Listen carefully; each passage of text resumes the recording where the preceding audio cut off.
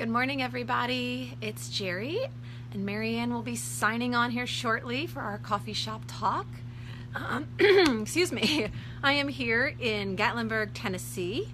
It's beautiful in the Smoky Mountains, and I'm sorry you can't see the mountains there in the back. Let's see if I can get a better picture. Ah, there they are.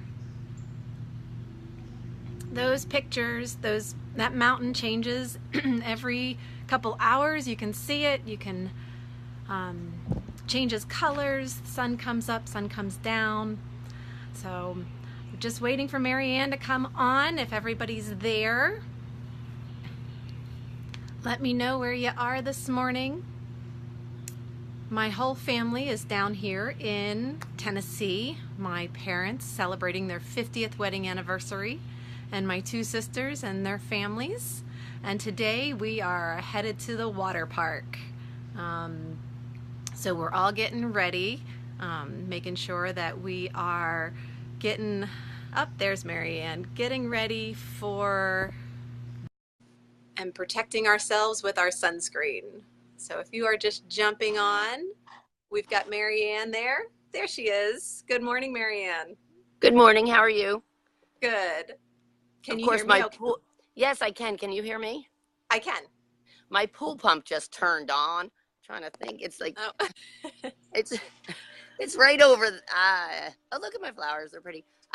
It's right over there anyway, and now it's loud as can be. I hope you guys can hear me. I can hear you okay. All righty, great. How's Tennessee? It's beautiful. It's beautiful. I was just telling everybody where I was and what was going on, and showing them the mountain here in the background. Oh my God, that's gorgeous. Isn't that gorgeous? I don't know my geography very much. Is that the Smoky Mountains, or is that It is. Blue Ridge Mountain? The Smoky Mountain. Yep. Smoky Mountains. The Great Smoky Great. Mountains. Great. All righty. So I was just saying, we are getting ready for the water park today, and everybody is getting protecting their skin. Yeah, protect that sun too. You got to protect the sun and the skin. Yes. So therefore you introduced our topic today about understanding what you are putting on your skin to protect yourself from the sun, correct? Right, correct. Yes.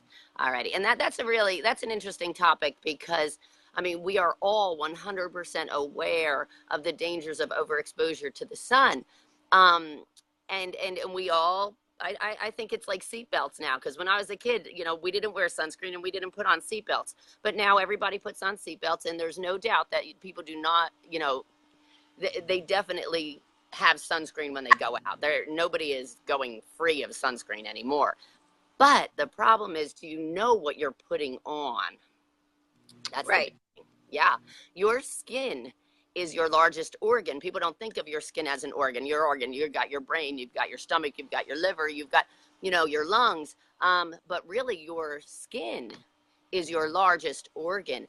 And when you're applying something to your skin, if you're just washing your hair, you put it on and you wash it off within a few seconds. But with sunscreen, you're coating your entire body. You're sweating and opening up your pores, so you're sucking it in. And you're reapplying. What did they say, Jer, about reapplying? It's usually every 80 minutes, unless you are swimming or sweating. And if you're outside, you're in the summer, you're usually sweating. Yeah, so, and we're boaters, and I know I do not reapply that often. I mean, there's no doubt that I'm not putting it on that often. And my children are older now. When they were little, I was a lot more conscientious of reapplying. But I maybe apply my sunscreen twice a day when I'm out. So the way you're supposed to do it. Sorry, go ahead. No, go ahead, Joe. What were you going to say? I was going to say reapplying is one of those things that we always fall short with. I lifeguarded for, since I was 15 for a long time. And you put sunscreen on, and I use sunscreen, and I usually would wear a hat or sunglasses. But reapplying was something that maybe we didn't do. And I did have a basal cell carcinoma that was removed off my face 11 years ago. Mm-hmm. So it was one of those things that you do have to just be careful of, and make sure that you reapply more. And when you talk about basal cell, like you said, Jer, that's something that we're going to mention when we talk about the sunscreens, because you have to be careful.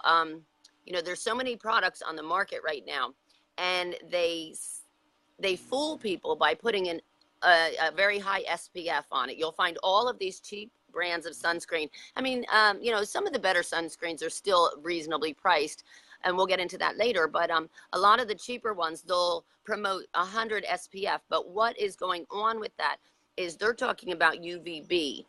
What you want is a sunscreen that's going to protect you from UVA. And now the UVB is going to, if you get those, it's going to burn you. But what causes, or they believe is linked to the melanoma, the squamous cell cancers, the basal cell cancers, that's your UVA. And that is what is not protected in a lot of the cheaper sunscreens. So you want to look for ones that are, highly protect the UVA rays. Another thing is the harsh chemicals that are in the cheaper brands of sunscreen. There is the main chemical that you want to stay away from is oxybenzone, and they actually even have banned that in Hawaii. And there's petitions now to sign to have oxybenzone taken out of sunscreen. The reason for that is that oxybenzone is an endocrine disruptor, which means that it acts as a hormone inside your body, especially it acts like estrogen. And there is proof that now with this one, it's in animals, sorry guys, but that it disrupts the sperm function, that there's abnormal sperm after, ingesting or, absorbing, I guess you would say, oxybenzone. And for women, though, the studies are actually on women that they have found, I'm not exactly sure how, you could look this up, but that it's an increase in endometriosis. And we know all the different problems with fertility and endometriosis and hormone problems that are going on right now. We have to find out what some of these sources are, and the oxybenzone seems to be one of them. So that's what you don't want in your sunscreen. Another thing you don't want in your sunscreen is retinol. It's called retinol palmitate. And that is mostly, and you'll see it's a vitamin A that they put in many, many sunscreens. But vitamin A in your sunscreen is proven to increase tumor production. So you don't want the retinol palmitate in your sunscreens either. Jared? Sorry, you faded out there a little bit. I didn't know if you. Yeah, no, I was just talking about the dangers of those different Yes. ingredients. So that's what you're looking for. To be Anyway, on your Jerry sunscreen. has now she knows a little bit more about the healthier sunscreens. I know some stuff. I know which sunscreen I use, but Jerry she was much better at talking about the actual sunscreens that were good. So the sunscreens you're looking for are, of course, more natural. You're looking for the ones that are not chemical based. So you're looking for the mineral sunscreens. Now, don't be fooled, because some mineral sunscreens still aren't that great for you. The big difference is in nanoparticles. And nanoparticles are little, minute, tiny particles that can actually affect the ocean, the coral reefs. They can also cross your blood-brain barrier and Mm-hmm. to your system that way. So minerals, because they are from the earth, you just have to be careful with. So you are looking for a mineral-based sunscreen that is without the nanoparticles. So you'll see a non-nano marking on it. And the one sunscreen that I use is called Goddess Garden, and it is all organic. It's certified organic. It's the mineral sunscreen. It, of course, protects you from the UVA, UVB. It is reef safe, so these non-nanoparticles will not, cross over and endanger the ocean. In this, it's also cruelty free, and I think we just lost Marianne. So that is the sunscreen that I use. It smells really good too. It's got some lavender in it. So you're looking for something that has, the base is zinc oxide, but again, the non-nanoparticles. This is a cream. The other thing that you need to be careful of is sprays. You don't want aerosol sprays. Of course, you can breathe them in, ingest them, and they can be dangerous to your health as well.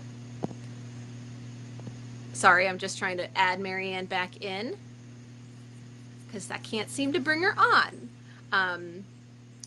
So the Goddess Garden also has a spray, but it's not aerosol. It just comes out with a little bit of a pressure there. So those are the things that you are looking for if you are going out into the sun. Also, make sure that you are not just relying on your makeup. Some makeup has sunscreen in it. You don't want to just rely on your makeup and the SPF. You always want to have a base lotion. If you're going to be swimming, then it doesn't matter if you've got makeup on anyway. You want to make sure you put on enough. They say to use 1 ounce, which is like a shot glass full. If you're going to be out for a long time, then you want to make sure you are covering up. You've got sunglasses, a hat, maybe long sleeves, things like that. So you want to make sure you are checking your skin as well and avoiding tanning beds. So I can't seem to get Marianne back on. So I hope we will post the list of some sunscreens to stay away from and some of the more safe sunscreens. So go out there and have fun in the sun. Just watch your skin. All right, have a good day.